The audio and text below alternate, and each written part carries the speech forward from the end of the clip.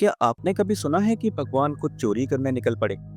सोचिए, रात का सन्नाटा, पुरी का संत माधवदास और साथ में स्वयं भगवान जगन्नाथ दोनों मिलकर राजा के बगीचे में कटहल तोड़ने पहुंचे। लेकिन जब पकड़े गए तो राज दरबार में ऐसा चमत्कार हुआ कि सबकी आंखें फटी की फटी रह गई। नमस्कार दोस्तों, स्वागत है आपका मेरे चैनल मोरपंख कथा में। माधवदास जी का नाम लेते ही मन में भक्ति की एक शीतल लहर दौड़ जाती है। पुरी के शांत तट पर जब उनकी राम धुन गूंजती थी तो कहते हैं कि समुद्र की लहरें भी कुछ पल के लिए थम जाती थी। पर उनकी सबसे यादगार कहानी जुड़ी है उस रात से जब वे अपने आराध्य के साथ एक चोर बन गए। आइए आज हम उस अद्भुत रात की सैर करें और जाने इस अनोखी लीला का राज। माधवदास का जीवन कोई साधारण यात्रा नहीं थी। उन्होंने अपने जीवन के पहले 21 साल भोग विलास में बिताए थे, लेकिन फिर एक दिन सब कुछ छोड़कर पुरी आ गए। वहां समुद्र किनारे 3 दिनों तक वे अपनी आंखों से आंसू बहाते रहे। हृदय में गहरा पश्चाताप था और होठों पर बस एक ही नाम, हे जगन्नाथ। वे स्वयं को कोसते थे कि भगवान की शरण में आने में उन्होंने इतनी देर क्यों लगा दी। यह उनकी भक्ति की गहराई थी, उनकी आत्मिक पुकार थी जिसने भगवान को भी खींच लिया। चौथे दिन जब उन्हें भगवान के दर्शन हुए तो भगवान ने मुस्कुराते हुए कहा, माधव, अब तुम मेरे मित्र बन गए हो, और मित्र के साथ भला कौन मजा नहीं करता। बस यहीं से शुरू हुई चोरी की वो अद्भुत लीला जिसने भक्त और भगवान के रिश्ते को एक नई परिभाषा दी। एक शाम मंदिर के गर्भगृह में भगवान ने पर्दा हटाकर माधवदास को अपने पास बुलाया और फुसफुसा कर पूछा, माधव, याद है कटहल का वो मीठा स्वाद? राजा के बगीचे में आजकल बहुत बढ़िया कटहल लगे हैं। आओ आज रात को उन्हें तोड़ने चलते हैं। माधवदास तो हक्के बक्के रह गए।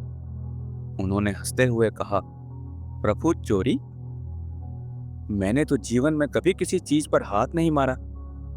भगवान ने शरारती अंदाज में आंख मारी और बोले, तभी तो इसमें ज्यादा मजा है। और फिर दोनों चुपचाप निकल पड़े।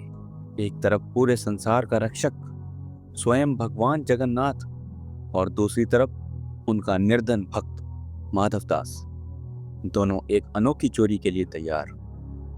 राजा के बगीचे में कटहल की फसल लहलहा रही थी और उसकी रखवाली के लिए चारों तरफ दीपक जगमगा रहे थे। माली भी चौकन्ना था। भगवान ने माधवदास को इशारा किया, तुम कटहल तोड़ो, मैं पहरा देता हूं। पहली बार माधवदास के हाथ कांपे। तभी पत्तों की सरसराहट के साथ माली के कदमों की आहट मिली। माधवदास डर कर भागे, लेकिन भगवान की लीला देखिए। उन्होंने हवा को इशारा किया और सारे दीपक बुझ गए। माली अंधेरे में भटकता रहा, माधवदास बच निकले।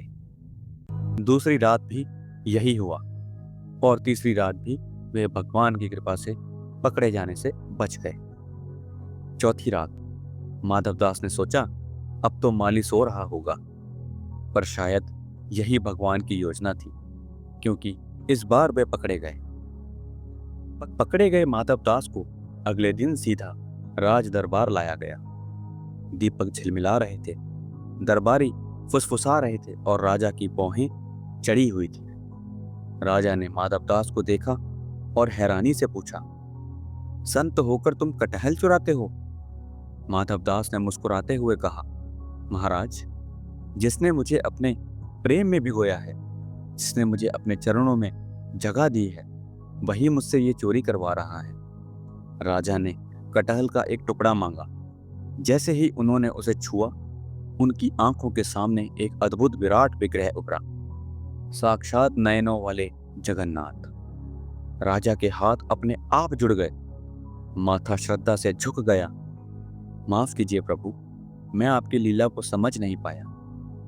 उसी क्षण से राजा ने कटहल को भगवान जगन्नाथ के भोग में शामिल करने की परंपरा शुरू की और आज भी पुरी के जगन्नाथ मंदिर में कटहल भोग बड़े प्रेम से परोसा जाता है। अभी तक की इस कहानी ने अगर आपकी आंखों में जय जगन्नाथ का भाव जगाया हो तो कमेंट में ज़रूर लिखिए और अपने दोस्तों के साथ ये अनोखी लीला शेयर करना मत भूलिएगा। ये कटहल चुराना भगवान का सिर्फ एक मजाक नहीं था, ये तो भक्त प्रेम की एक अद्भुत परीक्षा थी, एक गहरा संदेश था।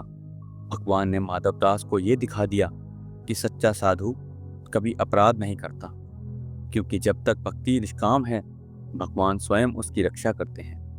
वे अपने भक्त के हर कदम पर उसके साथ खड़े रहते हैं। माधवदास ने बाद में अपने शिष्यों को यही सिखाया कि डरो मत, बस प्रेम करो। जो तुम्हारे हाथ पकड़ेगा वही तुम्हें हर मुसीबत से छुड़ाएगा। ये कथा हमें सिखाती है कि भक्त और भगवान का रिश्ता कितना गहरा और अनूठा हो सकता है, जहां भगवान अपने भक्त के लिए हर सीमा को तोड़ देते हैं।